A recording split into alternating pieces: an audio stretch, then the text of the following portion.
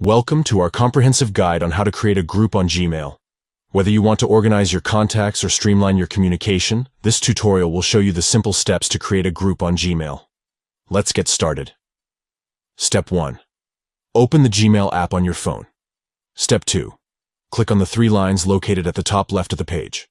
Step 3. Scroll down and tap on Contacts. Step 4. Once again, click on the three lines at the top left of the page. Step 5. Tap on Create Label. Step 6. Add your desired label name and tap OK. Step 7. To add contacts to the group, tap on Add a Contact and choose the individuals you want to include. Creating a group on Gmail allows you to easily manage and communicate with multiple contacts at once. Stay organized and save time with this helpful feature. Thank you for watching our guide. Don't forget to like this video and subscribe to our channel for more helpful tutorials.